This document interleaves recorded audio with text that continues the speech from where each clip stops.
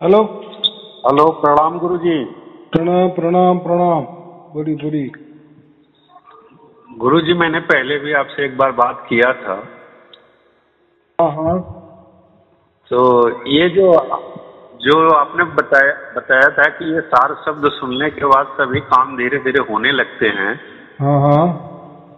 पर अभी तक हमें कुछ भी दिखाई नहीं दे रहा है। हाँ, आपने पूरे वीडियो देखे सुनने पूरे? रोज सुनता हूँ, रोज देखता हूँ, आपके वीडियो में ही मैं ज्यादा समय निकाल देता हूँ। पूरे यानी मतलब जो आप सिर्फ ऑनलाइन वाले जिसमें इंग्लिश में ऑनलाइन लिखा है वही जी वही देखने हैं, पूरे देखने हैं। जी जी, ऑनलाइन वाला ही मैं देखता हूँ। दूसरा वो जो लिखा रहता है पढ़ने के लिए, वो नहीं देखता। नहीं, पढ़ने वाले नहीं, पढ़ने वाले नहीं, यही यही। नहीं, ऑनलाइन वाला ही देखता हूँ।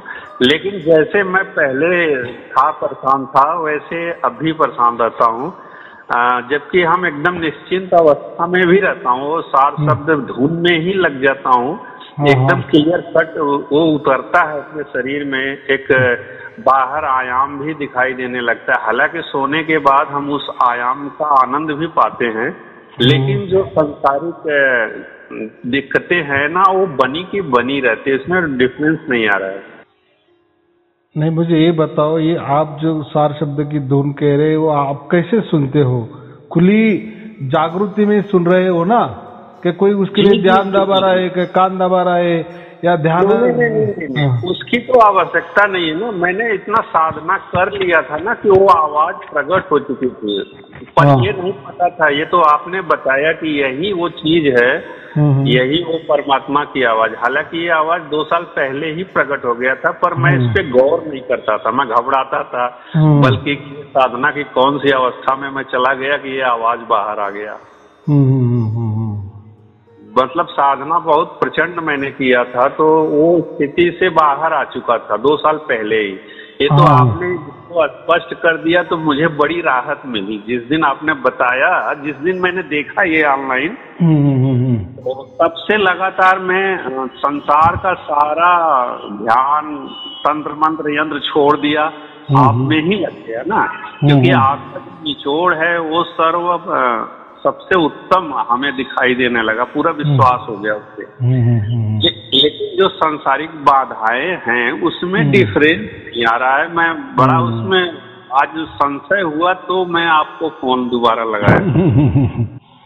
बात बराबर है। देखो, जैसा बच्चा भी पैदा होता है ना, तो चलने फिरने नहीं लगता, तो ये अभी आप ही उतर गया।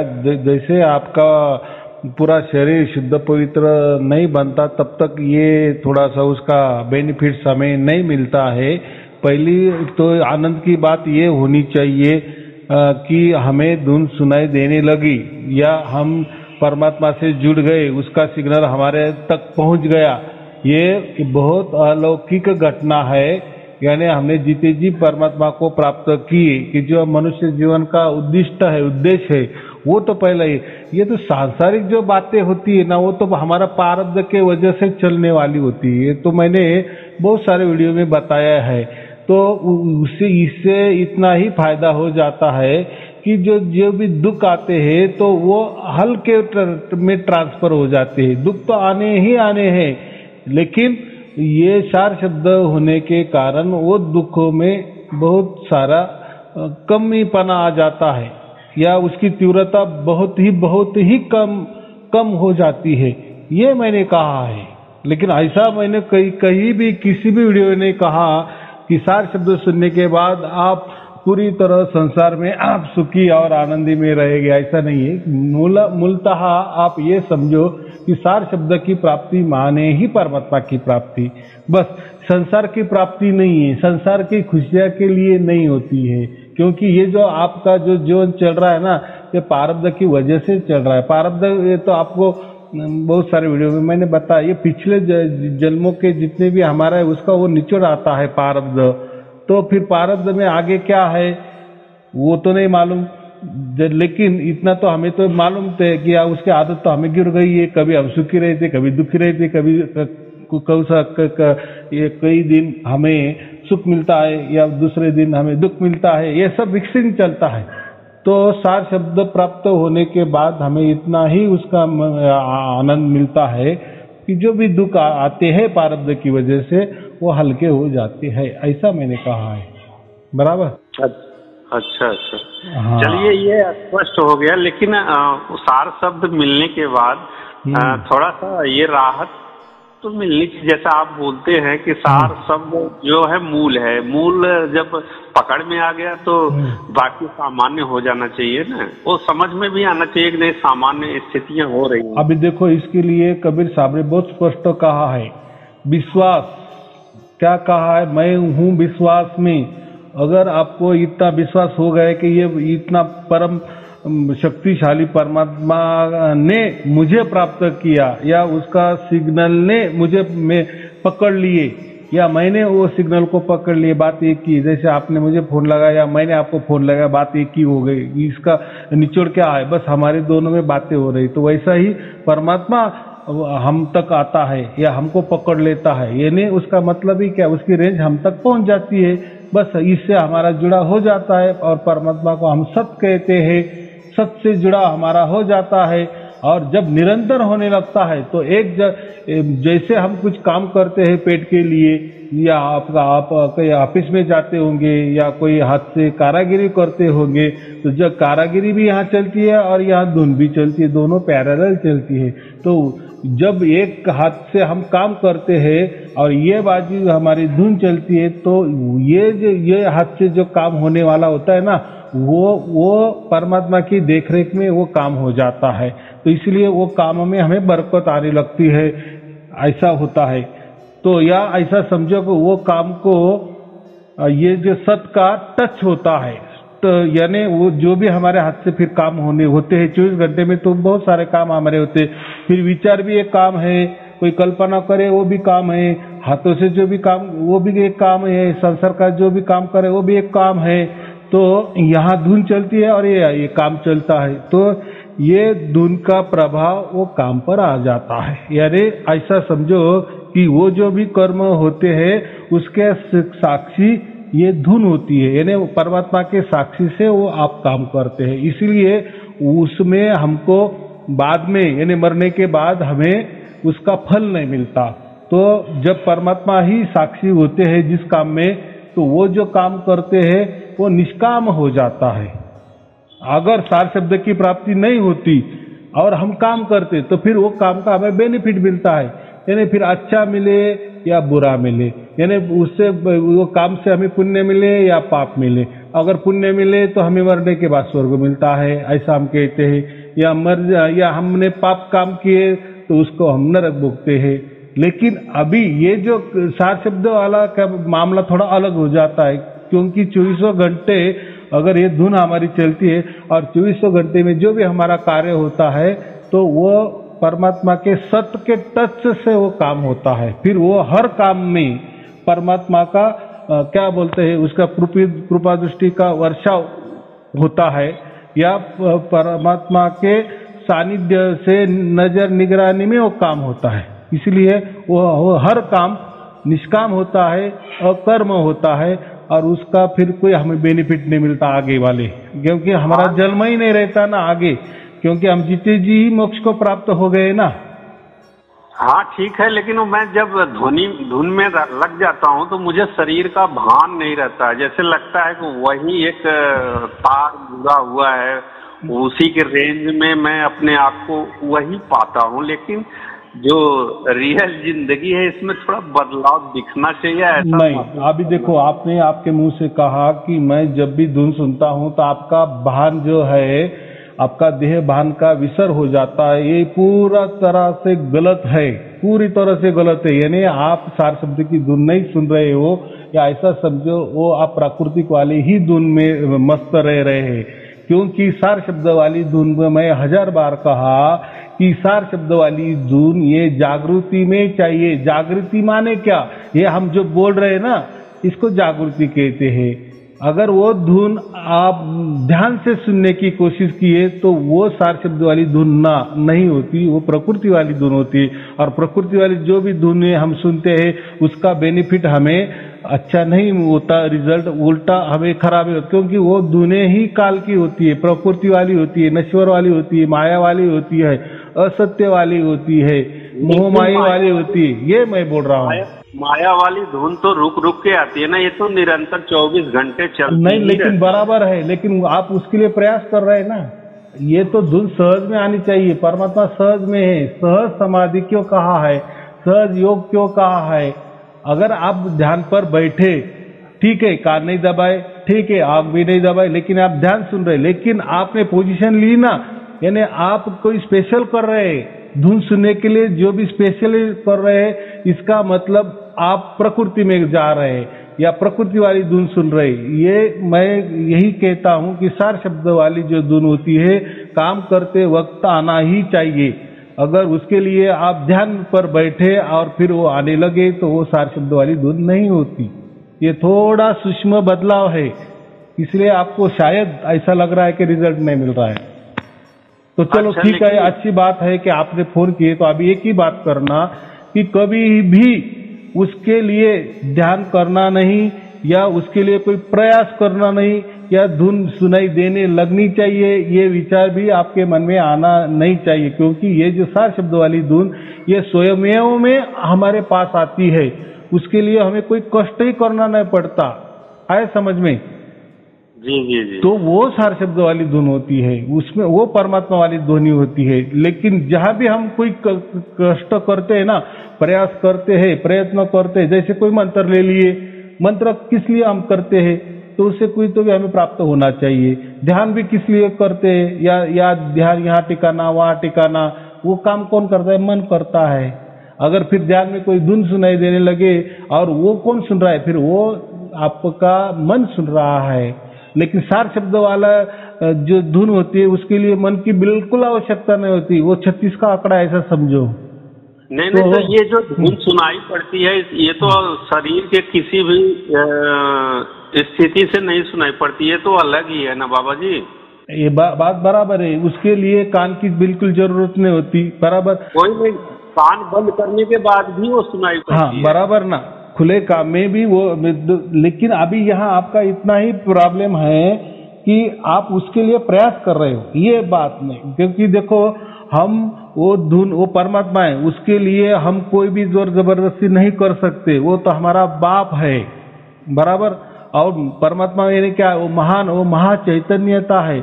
उसके लिए आपने थोड़ी गलती की, थोड़ा भी प्रयास करने की कोशिश की, तो आप यानी आप उसको, परमात्मा को आपके कब्जे में लेने की कोशिश कर रहे हैं। उसको बोलते हैं हम अहंकार, कि मैं प्राप्त कर सकता हूँ परमात्मा को। ये जब अहंकार आ जाता है, फिर उसमें ही हम कहते हैं कि इंडिया मार खा जाती है, फिर हमें दुख भोगने लगते हैं। तो ऐसा नहीं होता। हाँ, आप तो चाहे तो प्रकृति वाली धुन प्राप्त कर सकते हैं आपके प्रयास से, आपके प्रयत्न से, लेकिन ये नहीं प्राप्त कर। प्रयत्न तो करने की जरूरत ही नहीं है, वो तो स्वयं सुनाई दे ही रहा है ना। वो स्वयं में आती है, स्वयं में आती है। हाँ, वो स्वयं में आती है, वो तो प्रयत्न का कोई स्थिति नहीं बनती यानी उसके लिए ध्यान नहीं लगाना, ये मैं कह रहा हूँ। वो ध्यान ही नहीं देना कि आ रही है क्या नहीं आ रही है, फिर वो स्वयं में का मतलब नहीं होता। हाँ बोलो। ध्यान तो मैं देता ही नहीं हूँ, पर वो सुनाई पड़ता ही पड़ता है। ये ध्यान दूं ना दूं कोई फर्क नहीं पड़ता उससे। हाँ, वो फिर इसलिए तो उसको सहज का है ना, सहज में आ रही है, सहज है। हाँ, तो सहज हो चुका है, उसमें तो कोई संशय नहीं है। बहुत अच्छे, फिर बहुत अच्छे, वही सार शब्द वाली धुन है। तो चलो, अभी आपका इतना ही प्रॉब्लम है कि थोड़ा सा संसार में दिक्कतें कम नहीं हो रही, तो ये ऐसा समझो कि वो आपका एक प्रारब्ध का भाग है। लेकिन इतना भी पक्का विश्वास रखो कि कोई ऐसा आपके ऊपर इतना संकट में आ जाएगा कि आप परमात्मा के ऊपर विश्वास ना रखे, या भगवान के ऊपर विश्वास ना रखे, या किसी गुरु के ऊपर विश्वास ना रखे। इतना बड़ा संकट नहीं आने वाला, ऐसा मैं कह रहा। विश्वास ना रखने का भी तो सवाल नहीं, क्योंकि वो संपूर्ण है, उसको तो पाने के बाद फिर अविश्वास पैदा नहीं होता है। लेकिन ये मन है कि संसार के संशय में लाके खड़ा कर देता है। नहीं, वो तो देखो, मन का काम संसार करना है, मन का काम ये धुन सुनना नहीं है, और वो सुन भी नहीं सकता, ये तो हमारी सुरती सुनती है, बराबर कि नहीं? तो वो नहीं प्रॉब्लम, हमको इतना ही करना है कि चलो अभी आपको ये दिक्कत आ रही है ना, तो वो भी सॉल्व हो जाएगी, लेकिन थोड़ा धीरे धीरे परमात्मा आपके ऊपर ऐसा समझो कि काम हो रहा है। आया समझ में? दरअसल हमारी उम्र जो है ना बाबा जी, मेरी उम्र जो है 50 के आसपास हो चुकी है। मेरे बच्चे सब धीरे धीरे खर्चे में गिर रहे हैं, तो उस हिसाब से इनकम का नहीं बन पा रहा है, एडजस्टमेंट नहीं हो पा रहा है। मैं एक साधक था पहले, लेकिन जब से आपसे आपकी बातों को सुना, आपकी वाणी को सुना, साधक होना बंद हो गया, वो सामान्य हो गया। पर फिर सारे प्रयास खत्म कर दिए। ये आवाज को ही सबसे बड़ा मतलब महत्व देने लगा मैं तब से। बहुत अच्छी बात है। मुझे एक ही अभी काम करो कि आप परमात्मा को इसलिए तो नहीं प्राप्त कर रहे कि मुझे संसार सुख मिलना चाहिए, तो फिर वो इतना बड़ा परमात्मा और आपकी जो तुच्छ इच्छा, तो इसमें भी थोड़ा सा अहंकार आ जाएगा ना, या आपका कोई स्वार्थ आ जाएगा? ये अहंकार तो संसार का स्वभाव है, लेकिन ये तो ना के बराबर है ना। जब परमात्मा परम अवस्था की बात आ जाती है तो ये तो कुछ भी नहीं है। हाँ, ये कुछ भी नहीं है। तो चलो इसमें थोड़ा ये होता है, लेकिन ऐसा भी कभी भाव मत रखो या अहंकार मत रखो कि इतना बड़ा परमात्मा होके भी मुझे दुख आ रहा है, तो ये थोड़ा गलत हो जाएगा। या ऐसा परमात्मा के यहाँ अपना संकेत या अपना पर्सनैलिटी में थोड़ी गड़बड़ हो जाएगी। ये आपका प्रवचन सुनने के बाद ये सब संशय नहीं आता है, जैसा आप बता रहे हैं ना। ये संशय आता, अगर आया भी तो ये हट जाता है, क्योंकि वो आपका प्रवचन बराबर सुनते रहता हूँ मैं। हाँ, तो अभी कैसा है, अभी आपका जो प्रश्न है ना, जैसे देखो अभी कोरोना के ऊपर वैक्सीन निकली है, बराबर, और जिसने भी वैक्सीन ले लिए ना, तो ऐसा बहुत सारे लोग हैं, या यानी हजारों में 2-4 लोग ऐसे होते हैं कि उनको वापस कोरोना भी हो जाता है, बराबर। तो वो क्या बोलते हैं कि हमने तो वैक्सीन तो ले ली, तो भी हमें कोरोना हो गया, बराबर। तो डॉक्टर लोग क्या कहते हैं, आपको कोरोना हो गया, लेकिन जैसे कोरोना में लोगों की मृत्यु होती है, या उनको ऑक्सीजन लगाना पड़ता है, या उनको वेंटिलेटर पे जाना पड़ता है, तो जो भी वैक्सीन लेता है ना, तो उसको वो नौबत आती ही नहीं। हाँ, इतना होता है कि कोरोना हो सकता है, लेकिन कोरोना निकालने के लिए जो ज्यादा परेशानी होती है ना, ऑक्सीजन लेवल, वेंटिलेटर वगैरह, वो नहीं बात होती। ऐसा मैं कह रहा हूँ कि ये सारे शब्द आपको प्राप्त हुआ ना, तो प्रारब्ध की वजह से दुख तो आएगी, लेकिन इतने दुख ऐसे नहीं आएंगे कि आपको, जैसा मैंने कहा ना कि दोबारा कोरोना हो गया और वैक्सीन अपने वेंटिलेटर की जरूरत पड़ेगी, ऑक्सीजन की जरूरत, ये नहीं होने वाला। तो वैसा ही ये परमात्मा का आप कर रहे हो, सार शब्द सुन रहे हो, तो ऐसा कभी आपको इतना बड़ा दुख नहीं आने वाला है। वो आपे आप ही आएगा, लेकिन वो एकदम नॉर्मल हो जाएगा। उसका इतना तकलीफ आपको होने वाली नहीं कि उसे आपको ऐसा लगे कि क्या है परमात्मा, ये तूने क्या कर दिया, इतनी नौबत नहीं आएगी, ये मैं कह रहा हूँ। तो थोड़ा सा ये तो विश्वास, ये तो विश्वास हमारे अंदर बैठ गया है, जब से आपकी वाणी सुना हूँ कि हमारे साथ अनहोनी नहीं होगी, और ना ही मुझे टीका और ना ही वैक्सीन लेने की जरूरत पड़ेगी। ये आत्मविश्वास इतना प्रबल है। लेकिन जो पहले समस्याएं रहती थी, उसका सुझाव निकलना चाहिए ऐसा, क्योंकि संसार अब धीरे धीरे छोड़ने की स्थिति आ रही है ना। तो थोड़ा सा जो जिम्मेदारियां, जैसे लड़के सयान हो गए, लड़के सयान हो गए, ये सब कार्य किस प्रकार से होगा, धन के अभाव में ही रह जाऊंगा, ऐसा एक पश्चाताप है मन के अंदर। मैं चाहूंगा कि थोड़ा आप अपनी दृष्टि से हमारे ऊपर भी कृपा करें। एकदम बात बराबर है। उसके लिए मैं क्या कहता हूँ, हर वीडियो में मैं ये कहता, पूरी तरह से समर्पण। जब तक आप पूरा तरह से समर्पित नहीं होते परमात्मा को, कोई भी स्वार्थ नहीं रखना। अभी परमात्मा तुझे जैसा लगे, समर्पण का मतलब क्या होता है, हम नहीं है, बस हम जीरो, अभी तू ही तू है। फिर हमारे अंदर कोई भी दुख आए, अब जैसे बोले लड़के का जो भी कुछ आए ना, बस अभी तू ही संभालने वाला है। तुझे क्या करना है तू देख ले। जब ये हमारा समर्पित भाव 100% हो जाता है तो फिर देखो कि परमात्मा फिर कैसा करता है। जैसा मैंने एक उदाहरण दिया ना, जैसे द्रौपदी का चिर वस्त्र हरण, जब चिर हरण किया करते हैं तो वो जरासंध उसकी साड़ी खींचता था ना, तो उस समय वो क्या करती थी, एक साड़ी को हाथ लगाती थी और ऊपर एक हाथ करती थी ना, परमात्मा को बुलाती थी, बराबर कि नहीं। लेकिन एक बार में क्या हो गया, उसने दोनों हाथ ऊपर कर दिए, बराबर। दोनों क्यों किए, फिर अभी जो भी हो जाएगा, जो भी हो, पहले तो बचाने की कोशिश करती थी कि नहीं साड़ी को थोड़ा हाथ रखे और एक हाथ परमात्मा को कर, लेकिन एक बात तो ऐसे आ गई कि पूरी समर्पित हो गई 100%, बस दोनों हाथ खड़े कर दी, जो भी हो गया। और फिर देखो फिर परमात्मा की लीला कि परमात्मा वो साड़ी आ गए, वो जो भी है। तो ये कहानी क्या सिखाती है, इसीलिए आप पूरी तरह से समर्पित हो जाओ, ऐसा मैं कह रहा हूँ। बस अभी इतना विश्वास रखना कि परमात्मा सब कुछ चलाने वाला है, कोई अभी तकरार नहीं, कोई संशय नहीं, ये मैं बोल रहा हूँ। फिर देखो क्या होता है। अभी देखो ये तो आपने जितना भी किए तो आपको रिजल्ट थोड़ा सा ऐसा आ गया, तो अभी मैं ये जो बातें किया ना कि पूरी तरह समर्पित हो जाओ और फिर देखो क्या रिजल्ट निकलता है। देखो थोड़ा थोड़ा तो हमें भी कोई करना पड़ेगा कि नहीं, ये नहीं थोड़े विचार, ये छोटा सा एक नुस्खा है, बराबर, इसका भी। आपकी बात को सुनकर हमको ऐसा लगता है कि पत्नी हमारी हमें घर से मार के निकाल देगी। नहीं ऐसा नहीं, बराबर है, जो भी होता है। वो तो रोज बोलती है कि परमात्मा को लेकर बैठ गए हो, तुम्हें तो कोई काम है नहीं।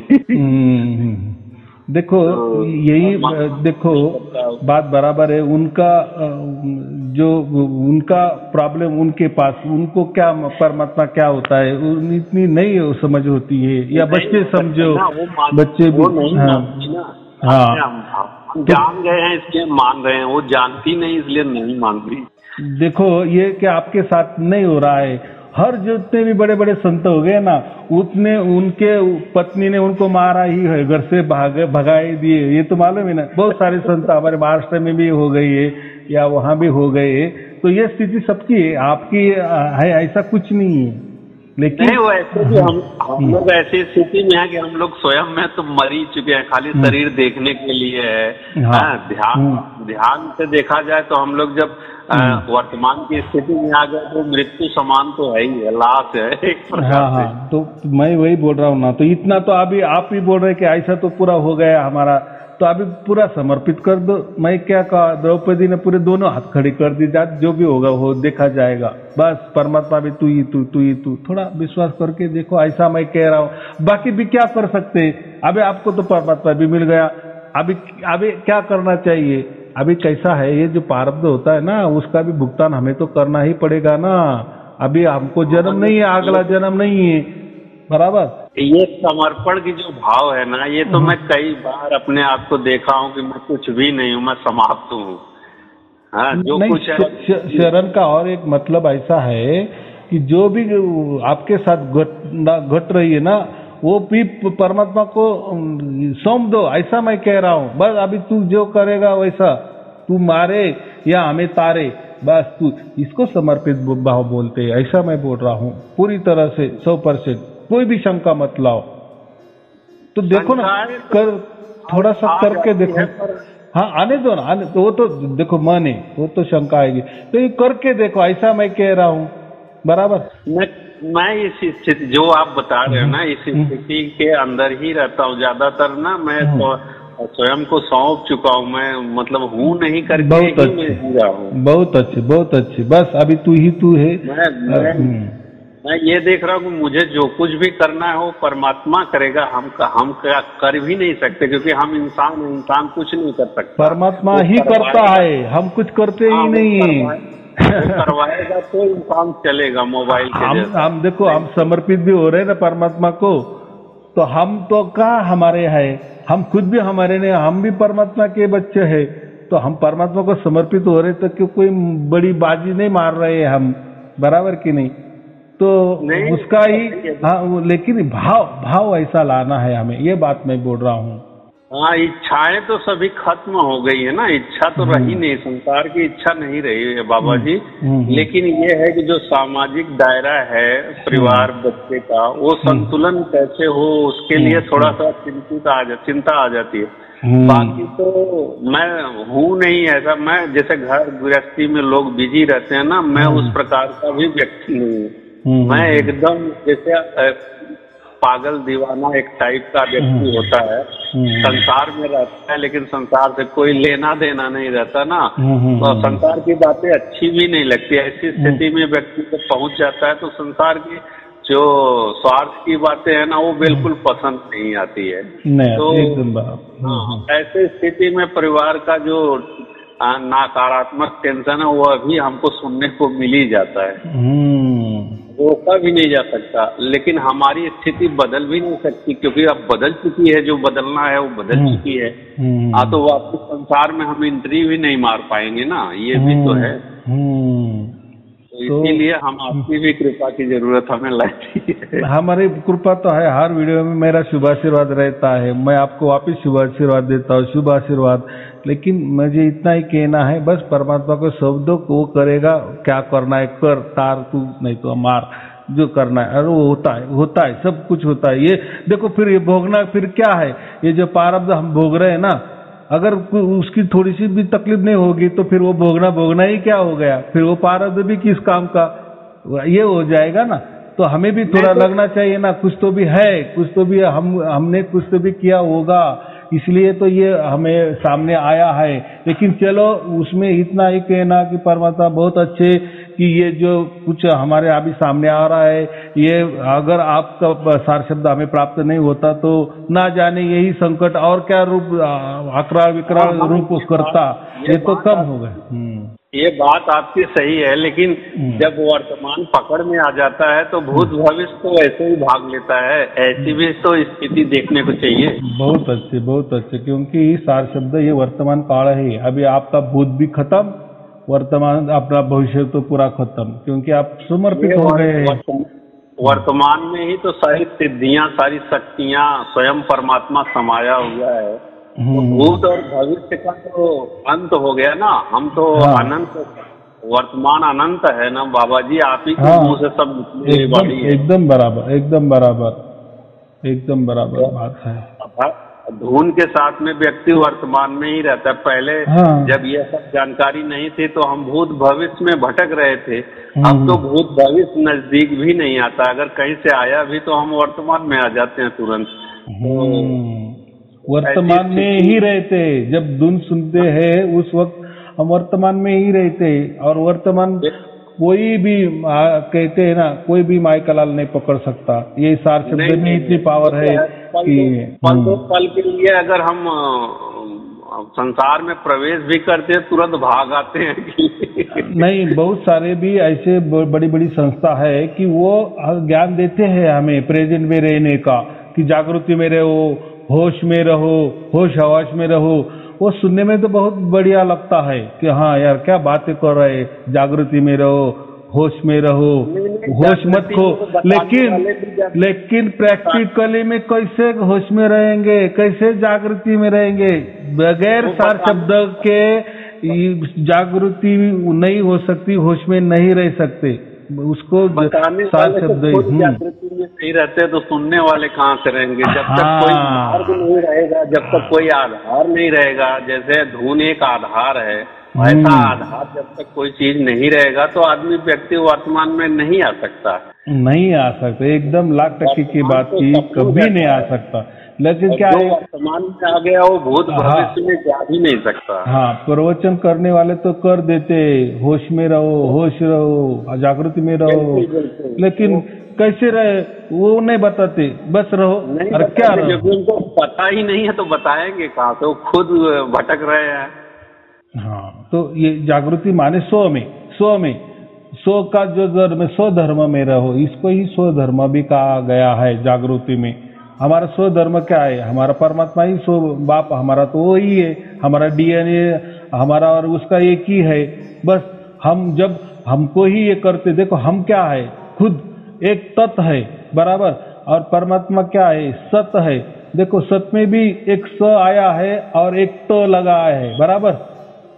हाँ तो जी, हाँ जी। स तो हम समझते हैं, और ये जो त है ना, ये स जो है वही परमात्मा है, और ये जो त है ना वो हमारा आत्मा है। इसलिए हम क्या कहते हैं, या गीता में भी बहुत बार कहा है ना, तत्व से जानो, तत्व से जानो। तत्व से माने इस तत्व से ही, यानी हमारे आत्मा से ही हम परमात्मा को जान सकते हैं या उस सत्य को जान सकते हैं, ये उसका मतलब है। तो लोग तो गीता पढ़ते हैं या पढ़ाने वाले या बताने वाले प्रवचन भी बहुत करते हैं, तत्व में रहो, तत्व से परमात्मा को जानो, तत्व से परमात्मा को जानो। अरे क्या तत्व माने क्या? तत्व का एक अर्थ क्या होता है? त्वम, त्वम, त्वम। तो त्वम माने कौन? तू माने कौन? परमात्मा। लेकिन वो तू जानने के लिए हमारे से ही जाना पड़ता है ना, इस तत्व से ही जाना पड़ता है ना। ये जो तत्व है ना, तत्व, इससे ही वो स को जाना पड़ता है।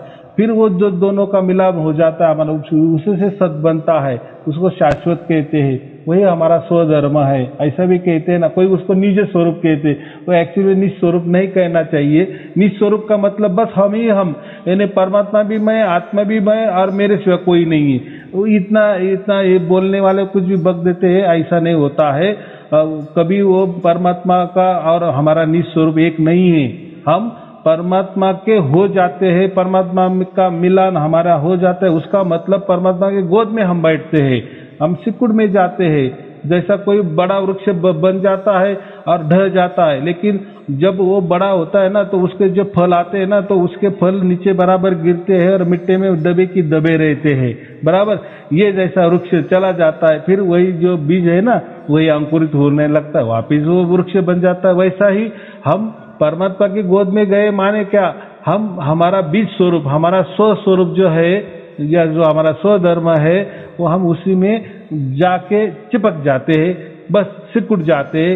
इसको हम कहते हैं कि परमात्मा आत्मा परमात्मा का मिलन हो गया, या बूंद सागर में मिल गई। ये कहने वाली बात है, लेकिन प्रैक्टिकल में हम और वो कभी समाते नहीं है। उसकी इसलिए मैं हमेशा क्या कहता हूँ, परमात्मा की गोद में हम बैठे, ये शब्द है उसके लिए। देखो प्रकृति भी परमात्मा की गोद में सिकुड़ जाती है, वापिस वो प्रकट हो जाती है, वो वापिस धमाका हो जाता है, वापिस प्रकट हो जाती है, बराबर, वापिस सिकुड़ जाती है परमात्मा की गोद में। जैसा माँ के पेट में बच्चा रहता है ना, वो कैसा सिकुड़ के बैठता है ना, बराबर कि नहीं? लेकिन माँ और बच्चा दोनों का मिलन है क्या? बच्चा अलग है और माँ अलग है, बराबर। लेकिन देखने में क्या दिखाई देता है कि माँ के पेट में वो सिकुड़ के वहां बैठा है, यानी बच्चा कोई माँ में उसका मिलन नहीं हो गया है, या माँ और बच्चा एक नहीं हुई है, या उसका मिलन नहीं हुआ है, तो उसके पेट में है, उसका मतलब वो सिकुड़ के बैठ गया है। जब वो बाहर आ जाता है, बस उसका रूप प्रकट हो जाता है, बराबर। माँ होती है, बच्चा हो जाता है। हाँ नहीं, लेकिन वो स्थिति तो ऊर्जा की स्थिति है, वहाँ तो शरीर है नहीं। ये मैं उदाहरण दिए, माँ के पेट से माँ जो रहती है ना, पेट से माँ, बच्चे बाहर निकलने के पहले तो उसके गोद में रहता है ना बच्चा। हाँ, तो माँ और बच्चा अलग रहता है कि नहीं? ऐसे ही हम बाद में जब ये हो जाता है, तो हम परमात्मा के गोद में रहते, उसका मतलब ये होता है, माँ के पेट में जैसा बच्चा रहता है ना, वैसे हम वहाँ सिकुड़ के आराम से आनंद में बैठे रहते हैं, ऐसा मैं बोल रहा हूँ। अच्छा, उसको बाकी लोग क्या कहते हैं, मिलान हो गया, बूंद समुद्र में मिल गई, तो ऐसा मिलान नहीं होता, ये बात है। ये जो उदाहरण है, बूंद समुद्र में मिल गई, तो क्या बूंद भी उसी तरह से समुद्र में जाकर के बैठती है? नहीं, ये तो उदाहरण दिए, ये तो बूंद तो पानी है, समुद्र भी पानी है, लेकिन बूंद उस सागर में जाने के बाद वो तो उसमें निगल जाती है। ये तो लोग ये उदाहरण देते हैं, जैसे हम परमात्मा को प्राप्त करते हैं ना, तो आत्मा और परमात्मा एक हो जाते हैं, ऐसे लोग कहते हैं। वो उसका उदाहरण देते हैं कि जैसे बूंद पानी में सागर में मिल जाती है, घुल जाती है, तो ऐसा नहीं होता हमारा। परमात्मा परमात्मा रही पर रहता है, हम बीज स्वरूप में सिकुड़ के परमात्मा के गोद में चले जाते हैं, वापिस प्रकट हो जाते हैं। जितना अनंत काल तक तो हमें जैसे जो भी सार शब्द हम सुनते हैं ना, जो सार शब्द की प्राप्ति हो जाती है, तो हमें तो बाद में कभी भी जन्म नहीं होने वाला है, हमारा अनंत काल के लिए मोक्ष है ना। बाकी तो इसमें मोक्ष अनंत काल के लिए नहीं, कुछ दिन के लिए, कुछ बरस के लिए है, या चाहे फिर आप जो बरस जो भी होगा वो कैलकुलेशन, लेकिन यहाँ अनंत काल के लिए। लेकिन हम कभी भी परमात्मा नहीं बनते, ऐसा मैं बोल रहा हूँ। अच्छा, कभी चाहे परमात्मा को कि चलो अभी ये बच्चे को हम वापिस थोड़ा सा प्रकृति में भेज देवे, थोड़ा कार्य करे, ये जाके लोगों को समझाए कि परमात्मा क्या होता है, फिर हम परमात्मा के हो चुके हैं ना, तो फिर परमात्मा की सत्ता से हम प्रकृति में आते हैं और वापिस चले जाते हैं, ऐसा मैं बोल रहा हूँ। अच्छा, परमात्मा से जो आत्मा एक नहीं हो सकती किसी भी कीमत से? नहीं, कभी नहीं एक हो सकती। ये जो कबीर साहब ने जो बताया मैं वही बता। देखो, अगर एक ही होना है तो फिर आत्मा कैसे वापिस पैदा होती है, वापिस कैसे तैयार हो जाती है, कहाँ से फिर आती है? लेकिन ये तो ऊर्जा है ना गुरुजी, ये तो ऊर्जा। हाँ, ऊर्जा का परिवर्तन होता है, ऊर्जा एक नहीं होती। ऊर्जा का क्या बोलते है ना, ऊर्जा का स्वरूप बदलता है, ऊर्जा तो एक ही रहती है। तो वैसा परमात्मा भी एक ऊर्जा है, हम भी एक ऊर्जा है, लेकिन ऊर्जा को ऊर्जा मिल गए तो एक ही ऊर्जा हो गई, ऐसा नहीं होता, ऐसा मैं कह रहा हूँ। हम पूरी प्रकृति भी है ना, जब सिकुड़ जाती है तो वो सत के अंदर ये असत प्रकृति है या अपरा प्रकृति है, वो सिकुड़ के बैठ जाती है, वापिस कुछ दिन के बाद वापिस वो प्रकट हो जाती है। उसका काम ये सर्कुलेशन है, ये चलता ही चलता है।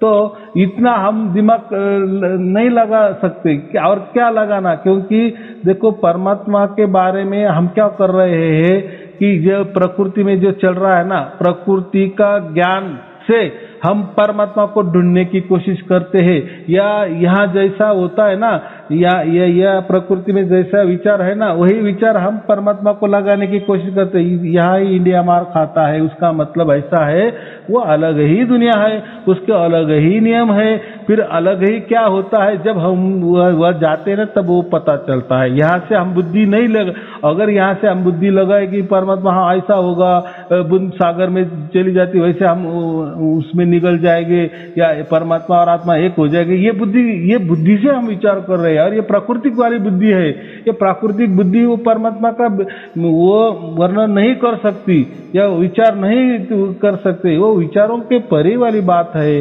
वो आया समझ में, वो अवर्णनीय है, वो बात जो होने वाली है ना, उसका वर्णन ही नहीं कर सकते, या मैं कोई कल्पना भी उसकी नहीं दे सकता।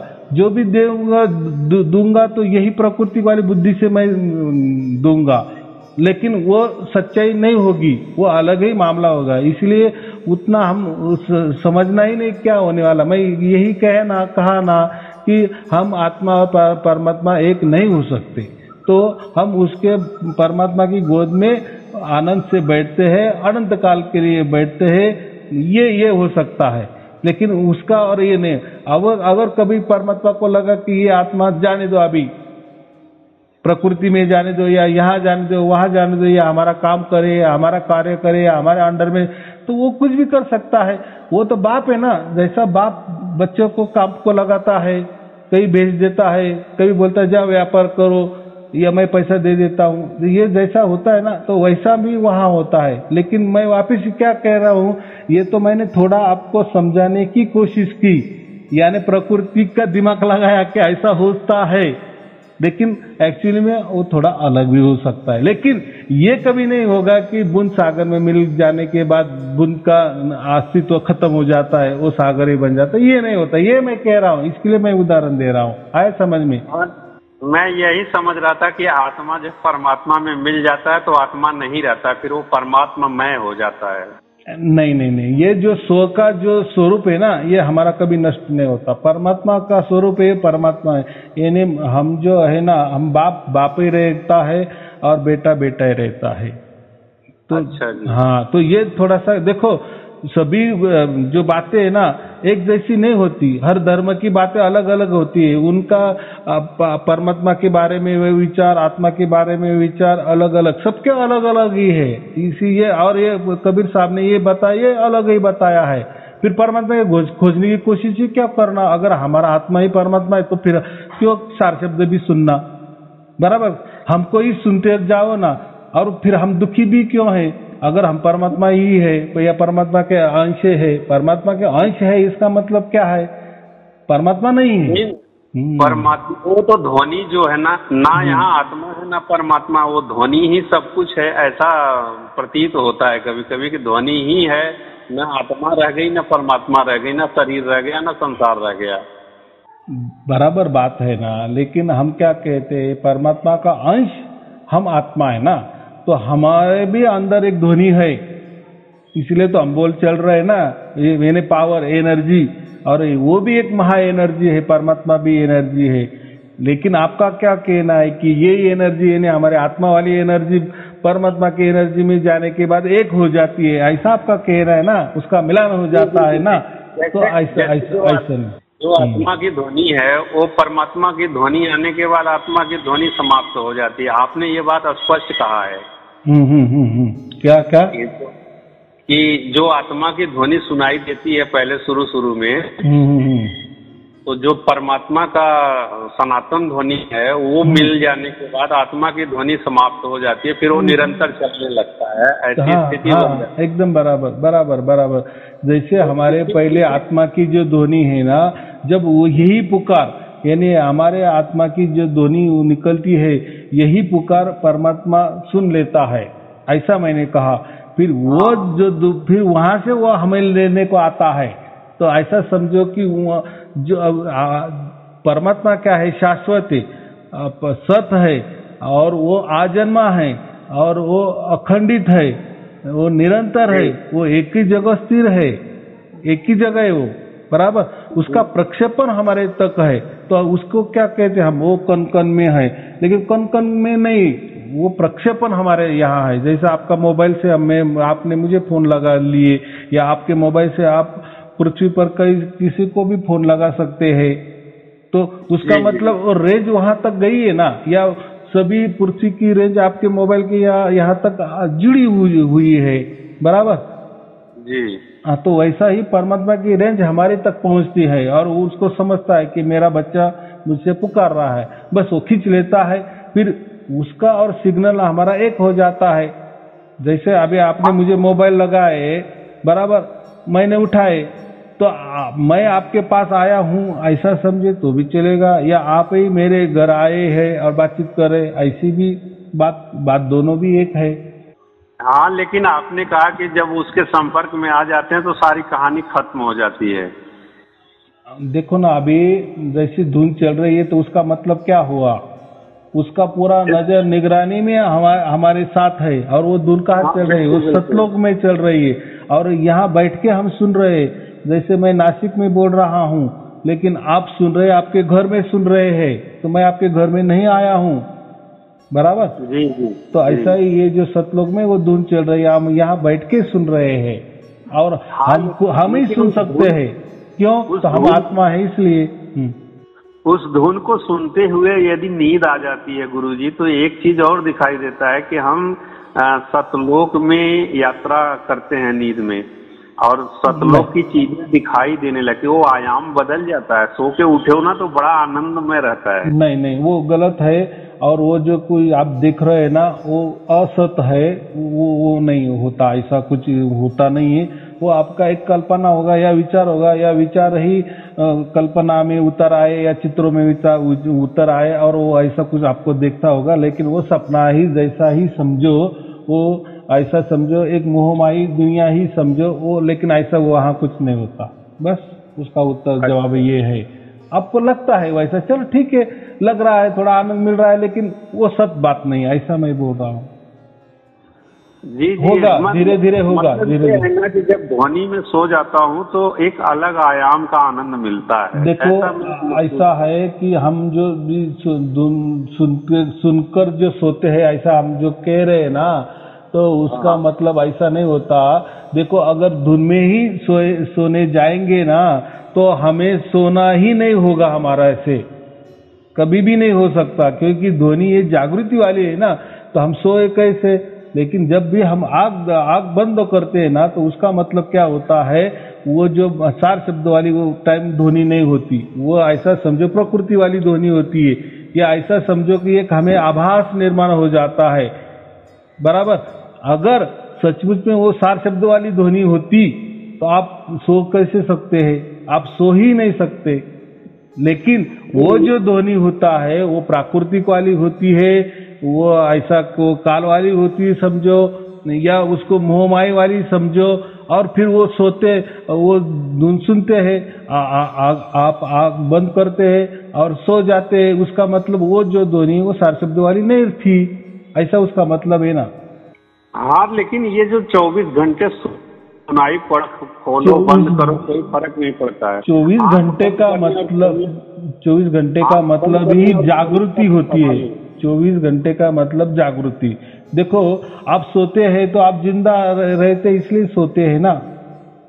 जी जी जी। हाँ, तो वो जो परमात्मा की ध्वनि तो बंद नहीं होती वो टाइम।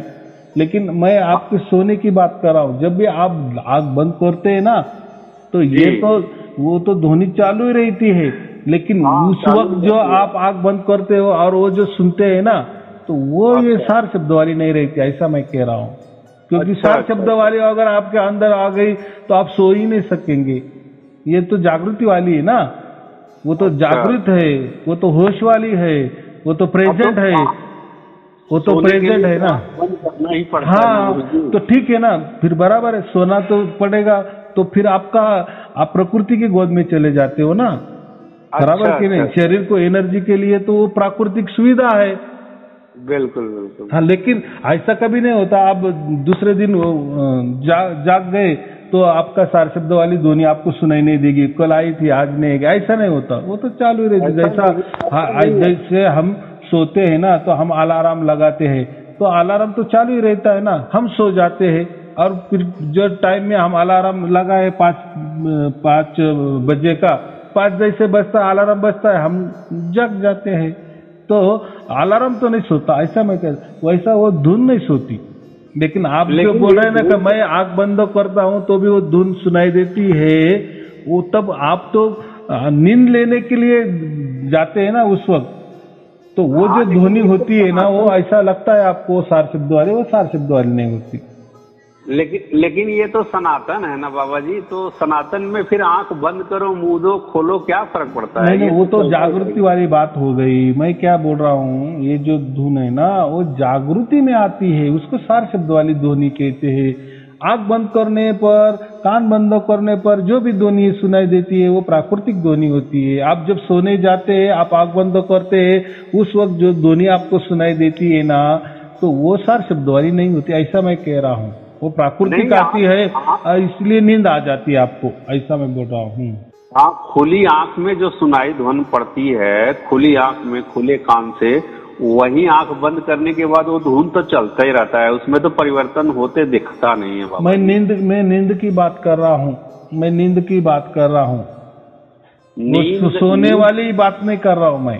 सोने की जो प्रक्रिया है वो क्या बोलते, प्राकृतिक प्रक्रिया है। हमारी बात क्या चल रही है कि अगर मैंने आंख बंद कर ली और वो जो ध्वनि चल रही है वो सार शब्द वाली है, अगर वो सार शब्द वाली है तो आप सो कैसे सकते हैं? आप कभी भी नहीं सो सकते, ऐसा मैं बोल रहा हूँ। तो वो जो फिर वो कौन सी ध्वनि होती है, तो वो क्या बोलते हैं, वो सिग्नल होता है, वो ट्रांसफर हो जाता है, ऐसा समझो। वो उस टाइम वो बंद हो जाती है, वो अब वो एक्शन होती है ना। देखो, प्रकृति भी है कि नहीं कुछ? नहीं, पूरी ताकत है प्रकृति में। मन को इतने तेजी से बहका के देखो, जैसा छोटा बछड़ा होता है ना, उसका जन्म होता है 1 मिनट में, गाय का बछड़ा, बराबर, तो वो बराबर खुद उठता भी है, बराबर थोड़ा चलता है, और बराबर वो उसके जो गाय के स्तन को अपना मुंह लगाता है और वो चूसने लगता है। तो उसको किसने वो ट्रेनिंग दी उस टाइम? 2 मिनट में, नहीं दी ना। तो ये कैसा है? वैसा ही आप जब आंख बंद करते हैं सोने के लिए, तो प्रकृति समझती है कि इसको सोना है, तो अभी ये सार शब्द वाला थोड़ा सा हटा दो, वो हो जाती है, वो सिकुड़ जाती है, ऐसा मैं कह रहा हूँ। बिल्कुल बिल्कुल ऐसा ही होता है। हाँ, ऐसा नहीं होता है। हाँ ठीक है, कोई बात नहीं, क्षमा करना। चलो ठीक है, हो शुभ आशीर्वाद, सत साहेब जी, सत साहेब जी, सत। हाँ हाँ हाँ हाँ, ठीक है, सत साहेब जी, सत साहेब, सत साहेब।